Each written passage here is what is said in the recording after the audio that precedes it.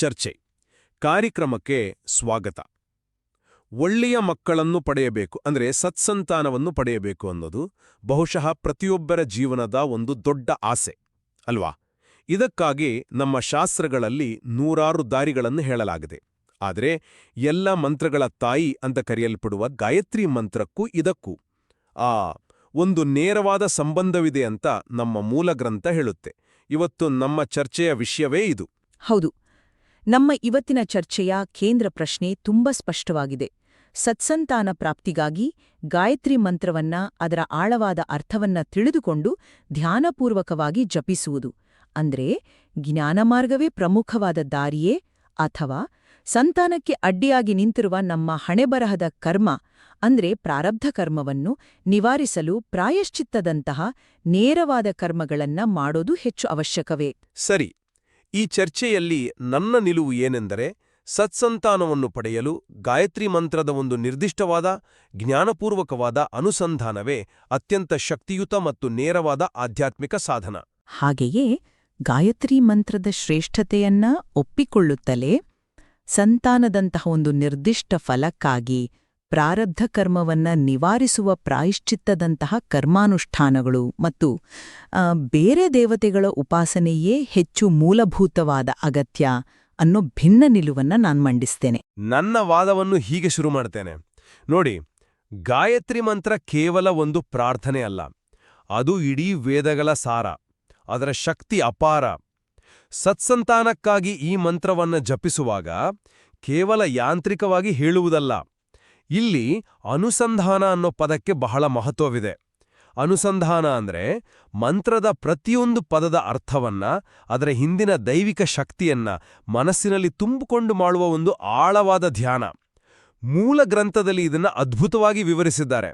ಸಂತಾನ ಸೃಷ್ಟಿಗೆ ಕಾರಣನಾದ ಭಗವಂತನ ವಾಸುದೇವ, ಸಂಕರ್ಷಣ, ಪ್ರದ್ಯುಮ್ನ, ಅನಿರುದ್ಧ ರೂಪಗಳನ್ನ, ಹಾಗೆಯೇ ರುದ್ರನೊಳಗಿರುವ ಪ್ರಜಾಪತಿ, ಅಮೃತ, ಆನಂದ ರೂಪಗಳನ್ನ ಗಾಯತ್ರಿ ಮಂತ್ರದ ಒಂದೊಂದು ಪದದಲ್ಲೂ ಧ್ಯಾನಿಸಬೇಕು. ಇದು ಸಂತಾನ ಸೃಷ್ಟಿಯ ಪ್ರತಿಯೊಂದು ಹಂತವನ್ನು ಒಳಗೊಳ್ಳುತ್ತದೆ.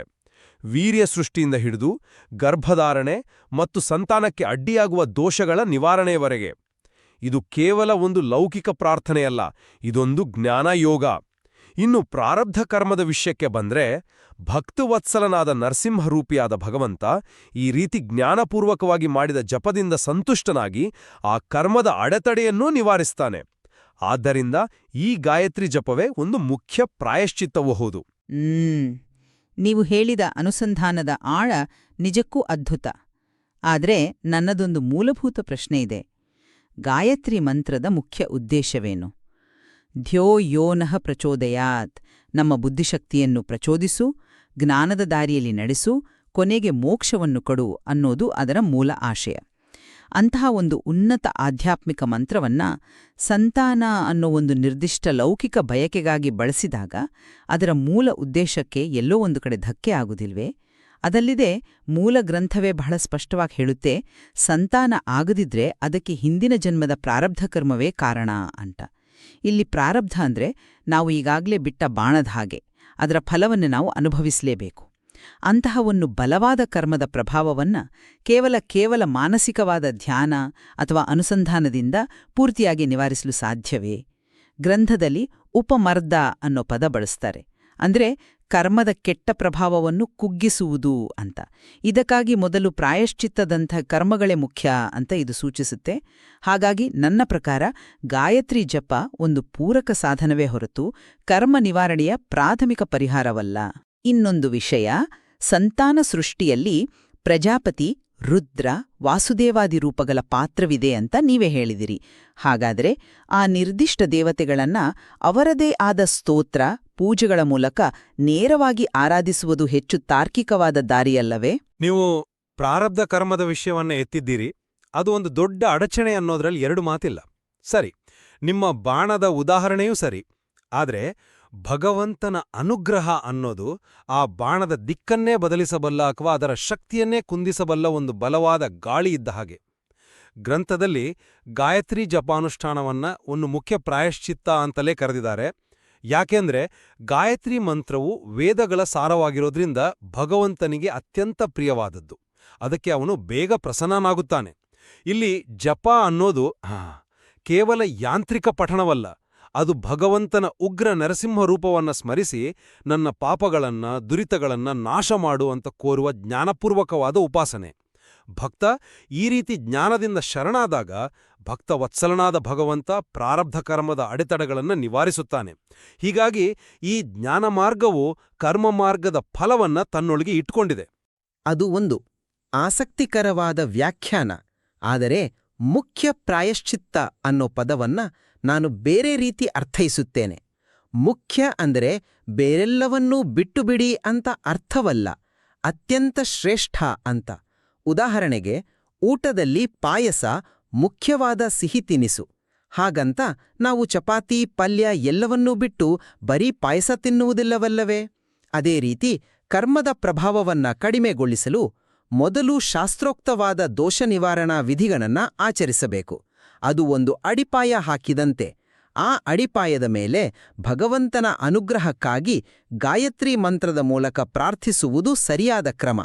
ಕರ್ಮಮಾರ್ಗದ ಅಡಿಪಾಯವಿಲ್ಲದೆ ಜ್ಞಾನಮಾರ್ಗವು ಅದು ಗಾಳಿಯಲ್ಲಿ ಕಟ್ಟಿದ ಗೋಪುರದಂತೆ ಅಪೂರ್ಣವಾಗಬಹುದು. ಪ್ರಾರಬ್ಧವನ್ನು ಎದುರಿಸಲು ಮೊದಲು ಕರ್ಮದ ಮೂಲಕವೇ ದಾರಿ ಮಾಡಿಕೊಂಡು ನಂತರ ಜ್ಞಾನದ ಬೆಳಕನ್ನು ಪಡೆಯುವುದು ಹೆಚ್ಚು ಸಮಗ್ರವಾದ ದಾರಿಯಂತ ನನ್ನ ಭಾವನೆ. ನಾನು ನಿಮ್ಮ ಮಾತಿನಲ್ಲಿರುವ ತರ್ಕವನ್ನು ಒಪ್ಪುತ್ತೇನೆ. ಆದರೆ ಮಂತ್ರದ ಮೂಲ ಉದ್ದೇಶದ ಬಗ್ಗೆ ನಿಮ್ಮ ಅಭಿಪ್ರಾಯವನ್ನ ನಾನು ವಿಭಿನ್ನವಾಗಿ ನೋಡುತ್ತೇನೆ. ಧಿಯೋ ಯೋ ನಃ ಪ್ರಚೋದಯಾತ್ ಅಂದರೆ ನಮ್ಮ ಬುದ್ಧಿಗಳನ್ನ ಪ್ರಚೋದಿಸಲಿ. ಇದು ಕೇವಲ ಜ್ಞಾನ ಅಥವಾ ಮೋಕ್ಷಕ್ಕೆ ಸೀಮಿತವಾದ ಬುದ್ಧಿಯಲ್ಲ, ಪ್ರತಿಯೊಂದು ಸಂದರ್ಭಕ್ಕೂ ಬೇಕಾದ ವಿಶಿಷ್ಟ ಬುದ್ಧಿಯನ್ನ ಪ್ರಚೋದಿಸುವುದು ಇದರಲ್ಲಿ ಸೇರಿದೆ. ಸತ್ಸಂತಾನವನ್ನ ಪಡೆಯಬೇಕು ಅಂದಾಗ ಅದಕ್ಕೆ ನಾನು ಯಾವ ರೀತಿ ಅನುಸಂಧಾನ ಮಾಡಬೇಕು, ಯಾವ ದೇವತಾ ರೂಪಗಳನ್ನ ಸ್ಮರಿಸಬೇಕು, ನನ್ನ ಪ್ರಾರಬ್ಧವನ್ನ ಹೇಗೆ ದಾಟಬೇಕು ಅನ್ನೋ ವಿಶಿಷ್ಟವಾದ ತಿಳುವಳಿಕೆಯನ್ನ ಕೊಡುವಂತ ಕೇಳ್ಕೊಳ್ಳೋದು ಇದರಲ್ಲೇ ಅಡಗಿದೆ. ಭಗವಂತನ ಪ್ರೇರಣೆಯಿಲ್ಲದೆ ಯಾವ ಪ್ರಾರ್ಥನೆಯೂ ಸಫಲವಾಗುವುದಿಲ್ಲ. ಗಾಯತ್ರಿ ಮಂತ್ರವು ಆ ಮೂಲ ಪ್ರೇರಣೆಯನ್ನೇ ಯಾಚಿಸುತ್ತದೆ. ಆದ್ದರಿಂದ ಇದು ಸರ್ವವ್ಯಾಪಿ ಮತ್ತು ನಿರ್ದಿಷ್ಟ ಉದ್ದೇಶಗಳೆರಡನ್ನೂ ಪೂರೈಸುವ ಸಾಮರ್ಥ್ಯ ಹೊಂದಿದೆ. ಕ್ಷಮಿಸಿ, ಈ ವಾದ ನನಗೆ ಅಷ್ಟು ಸಮ್ಮತವಲ್ಲ. ಹಾಗಾದ್ರೆ ನಿಮ್ಮ ಪ್ರಕಾರ ಪುತ್ರಕಾಮೇಷ್ಟಿ ಯಾಗದಂತಹ ನಿರ್ದಿಷ್ಟ ವಿಧಿಗಳಿಗೆ ಶಾಸ್ತ್ರದಲ್ಲಿ ಸ್ಥಾನವೇ ಇಲ್ಲವೇ? ಎಲ್ಲದಕ್ಕೂ ಗಾಯತ್ರಿ ಮಂತ್ರವೇ ಉತ್ತರವಾದರೆ ನಮ್ಮ ಪೂರ್ವಜರು ಇಷ್ಟೆಲ್ಲ ಬೇರೆ ಬೇರೆ ಕರ್ಮಗಳನ್ನ, ಪೂಜೆಗಳನ್ನ, ವ್ರತಗಳನ್ನ ಯಾಕೆ ರೂಪಿಸಿದರು? ಒಂದು ಸರ್ವವ್ಯಾಪಿ ಮಂತ್ರವನ್ನ ಒಂದು ನಿರ್ದಿಷ್ಟ ಲೌಕಿಕ ಫಲಕ್ಕಾಗಿ ಅತಿಯಾಗಿ ಎಳೆದು ವ್ಯಾಖ್ಯಾನಿಸುವುದು ಅದರ ಗಾಂಭೀರ್ಯವನ್ನ ಕಡಿಮೆ ಮಾಡಿದಂತೆ ಆಗುವುದಿಲ್ಲವೇ? ಪ್ರತಿಯೊಂದು ಬೀಗಕ್ಕೂ ಒಂದು ನಿರ್ದಿಷ್ಟ ಕೀಲಿಕೈ ಇರುತ್ತದೆ. ಗಾಯತ್ರಿ ಮಂತ್ರವನ್ನ ಎಲ್ಲದಕ್ಕೂ ಬಳಸುವ ಒಂದು ಮಾಸ್ಟರ್ ಕೀಯಾಗಿ ನೋಡುವುದು ಅದರ ಆಧ್ಯಾತ್ಮಿಕ ಘನತೆಗೆ ಸರಿಹೊಂದುವುದಿಲ್ಲ. ಅದರ ಸ್ಥಾನ ಅತ್ಯುನ್ನತವಾದದ್ದು. ಅದನ್ನು ನಾವು ಗೌರವಿಸಬೇಕು. ನೋಡಿ, ಇದೇ ನನಗೆ ಈ ವಿಷಯದಲ್ಲಿ ಅತ್ಯಂತ ಆಸಕ್ತಿದಾಯಕವಾಗಿ ಕಂಡಿದ್ದು. ಆ ಮಂತ್ರದೊಳಗಿನ ಅನುಸಂಧಾನದ ಸ್ವರೂಪವನ್ನ ಗಮನಿಸಿದರೆ ಅದರ ಗಾಂಭೀರ್ಯ ಹೆಚ್ಚುತ್ತದೆ ಹೊರತು ಕಡಿಮೆಯಾಗುವುದಿಲ್ಲ. ಗ್ರಂಥದಲ್ಲಿ ವಿವರಿಸಿದ ಅನುಸಂಧಾನ ಎಷ್ಟು ಸೂಕ್ಷ್ಮ ಮತ್ತು ಗಹನವಾಗಿದೆ ನೋಡಿ. ಗಾಯತ್ರಿ ಮಂತ್ರದ ತತ್, ಸವಿತುಃ, ವರೇಣ್ಯಂ ಮುಂತಾದ ಪ್ರತಿಯೊಂದು ಪದಕ್ಕೂ ಸಂತಾನ ಸೃಷ್ಟಿಯ ದೈವೀಕ ಪ್ರಕ್ರಿಯೆಯೊಂದಿಗೆ ಹೇಗೆ ಸಂಬಂಧವಿದೆ ಎಂದು ವಿವರಿಸಲಾಗಿದೆ. ಉದಾಹರಣೆಗೆ, ಸವಿತೂ ಅಂತ ಹೇಳುವಾಗ ನಾವು ಕೇವಲ ಸೂರ್ಯನನ್ನ ಸ್ಮರಿಸುತ್ತಿಲ್ಲ. ಮೂಲಗ್ರಂಥದ ಪ್ರಕಾರ ಆ ಪದದಲ್ಲಿ ಭಗವಂತನ ಪ್ರದ್ಯುಮ್ನ ರೂಪವನ್ನ ಧ್ಯಾನಿಸುತ್ತೇವೆ. ಸೃಷ್ಟಿಗೆ ಪ್ರೇರಣೆ ನೀಡುವ ಶಕ್ತಿ ಅಂದ್ರೆ ಒಂದು ಮಗು ಹುಟ್ಟಲು ಬೇಕಾದ ಮೂಲಭೂತ ಇಚ್ಛೆ, ತಂದೆ ತಾಯಂದರಲ್ಲಿ ಕಾಮವನ್ನು ಹುಟ್ಟಿಸುವ ಶಕ್ತಿ, ಸಂಕರ್ಷಣ ರೂಪದಿಂದ ಶುಕ್ಲಕ್ಕೆ ರೂಪ ಕೊಡುವ ಶಕ್ತಿ, ಇದೆಲ್ಲವನ್ನು ನಾವು ಆ ಒಂದೇ ಪದದಲ್ಲಿ ಧ್ಯಾನಿಸುತ್ತೇವೆ. ಇದು ಕೇವಲ ಪದಗಳಲ್ಲ, ಸೃಷ್ಟಿಯ ಒಂದೊಂದು ಹೆಜ್ಜೆಯ ದೈವಿಕ ನಕ್ಷೆ. ಈ ರೀತಿಯ ಧ್ಯಾನವೇ ಫಲವನ್ನು ತಂದುಕೊಡುವುದು. ಇದು ಮಂತ್ರದ ಗಾಂಭೀರ್ಯವನ್ನ 100 ಪಟ್ಟು ಹೆಚ್ಚಿಸುತ್ತದೆ. ನೀವು ವಿವರಿಸಿದ ರೀತಿ ಆಕರ್ಷಕವಾಗಿದೆ, ನಿಜ. ಆದರೆ ಅದರ ಪ್ರಾಯೋಗಿಕತೆಯ ಬಗ್ಗೆ ನನ್ನ ಪ್ರಶ್ನೆ ಇದೆ. ನೀವು ವಿವರಿಸಿದಂತಹ ಅನುಸಂಧಾನ ಅತ್ಯಂತ ಪಾಂಡಿತ್ಯಪೂರ್ಣ ಮತ್ತು ಜ್ಞಾನನಿಷ್ಠವಾಗಿದೆ. ಸಾಮಾನ್ಯ ಸಾಧಕನಿಗೆ, ದಿನನಿತ್ಯದ ಜಂಜಾಟದಲ್ಲಿರುವ ವ್ಯಕ್ತಿಗೆ ಇದನ್ನ ಸಂಪೂರ್ಣವಾಗಿ ಗ್ರಹಿಸಿ ಅನುಷ್ಠಾನಕ್ಕೆ ತರುವುದು ಎಷ್ಟು ಸುಲಭ? ನೋಡಿ, ಇದು ಹೀಗೆ. ಒಬ್ಬರಿಗೆ ತಲೆನೋವು ಬಂದ್ರೆ ನಾವು ನೇರವಾಗಿ ಒಂದು ಮಾತ್ರೆ ಕೊಡುತ್ತೇವೆ. ಅದು ಸುಲಭ ಮತ್ತು ಪರಿಣಾಮಕಾರಿ. ಅದನ್ನ ಬಿಟ್ಟು ನಿಮ್ಮ ದೇಹದ ನರಮಂಡಲದ ಕಾರ್ಯವೈಖರಿಯನ್ನ ಧ್ಯಾನಿಸಿ ಆಗ ತಲೆನೋವು ತಾನಾಗಿಯೇ ಹೋಗುತ್ತದೆ ಎಂದು ಹೇಳುವುದು ತಾತ್ವಿಕವಾಗಿ ಸರಿಯಿರಬಹುದು, ಆದರೆ ಪ್ರಾಯೋಗಿಕವಾಗಿ ಎಷ್ಟು ಜನರಿಗೆ ಸಾಧ್ಯ? ಶಾಸ್ತ್ರಗಳು ಎಲ್ಲರಿಗೂ ಸುಲಭವಾಗಿ ಅನುಸರಿಸಲು ಸಾಧ್ಯವಾಗುವಂತಹ ಕರ್ಮಕಾಂಡದ ವಿಧಿಗಳನ್ನ ತೋರಿಸ್ತವೆ. ಉದಾಹರಣೆಗೆ, ಒಂದು ನಿರ್ದಿಷ್ಟ ಪೂಜೆ, ವ್ರತ ಅಥವಾ ದಾನ. ಈ ಜ್ಞಾನಮಾರ್ಗವು ಉನ್ನತ ಮಟ್ಟದ ಜ್ಞಾನಿಗಳಿಗೆ ಕೆಲವರಿಗೆ ಮಾತ್ರ ಸಾಧ್ಯವಾಗಬಹುದು, ಆದರೆ ಕರ್ಮಮಾರ್ಗವು ಹೆಚ್ಚು ಸಾರ್ವತ್ರಿಕ ಮತ್ತು ಬಹುತೇಕ ಎಲ್ಲರಿಗೂ ಸುಲಭವಾಗಿ ಆಚರಿಸಲು ಸಾಧ್ಯ. ಸರಳವಾದ, ನೇರವಾದ ದಾರಿಯಿರುವಾಗ ಅತ್ಯಂತ ಕಠಿಣವಾದ ದಾರಿಯನ್ನ ಏಕೆ ಸೂಚಿಸಬೇಕು? ಹೌದು, ಇದು ಕಠಿಣವಾದ ದಾರಿ, ಖಂಡಿತ. ಆದರೆ ಚಿನ್ನವನ್ನು ಪಡೆಯಲು ಆಳವಾಗಿ ಅಗೆಯಲೇಬೇಕಲ್ಲವೇ? ಸುಲಭವಾಗಿ ಸಿಕ್ಕಿದ್ದಕ್ಕೆ ಅಷ್ಟು ಬೆಲೆ ಇರುವುದಿಲ್ಲ. ಈ ಅನುಸಂಧಾನದ ಕಠಿಣತೆಯೇ ಅದರ ಶಕ್ತಿ. ಯಾರು ನಿಜವಾದ ಶ್ರದ್ಧೆಯಿಂದ ಪ್ರಯತ್ನಪಟ್ಟು ಈ ಧ್ಯಾನವನ್ನು ಮಾಡ್ತಾರೋ ಅವರಿಗೆ ಫಲ ನಿಶ್ಚಿತ. ಇದು ಕೇವಲ ಬಾಹ್ಯ ಫಲವನ್ನ ಕೇಳುವುದಿಲ್ಲ, ಬದಲಾಗಿ ಫಲವನ್ನು ಕೊಡುವ ಪ್ರಕ್ರಿಯೆಯ ದೈವಿಕ ಸ್ವರೂಪವನ್ನೇ ಅರ್ಥಮಾಡಿಕೊಳ್ಳಲು ಪ್ರಯತ್ನಿಸುತ್ತದೆ. ಈ ರೀತಿ ಸೃಷ್ಟಿಯ ರಹಸ್ಯವನ್ನೇ ಭೇದಿಸುವ ಪ್ರಯತ್ನ ಮಾಡಿದಾಗ ಪ್ರಾರಬ್ಧದಂತಹ ಅಡೆತಡೆಗಳು ತಾವಾಗಿಯೇ ನಿವಾರಣೆಯಾಗುತ್ತವೆ. ಇದು ಒಳಗಿನಿಂದ ಬರುವ ಪರಿಹಾರ. ಬಾಹ್ಯ ಕರ್ಮಗಳು ತಾತ್ಕಾಲಿಕ ಪರಿಹಾರ ನೀಡಬಹುದು, ಆದರೆ ಈ ಜ್ಞಾನಮಾರ್ಗವು ಶಾಶ್ವತವಾದ ಆಂತರಿಕ ಬದಲಾವಣೆಯನ್ನು ತರುತ್ತದೆ. ನನ್ನ ನಿಲುವನ್ನು ಹೀಗೆ ಸಂಕ್ಷಿಪ್ತಗೊಳಿಸುತ್ತೇನೆ.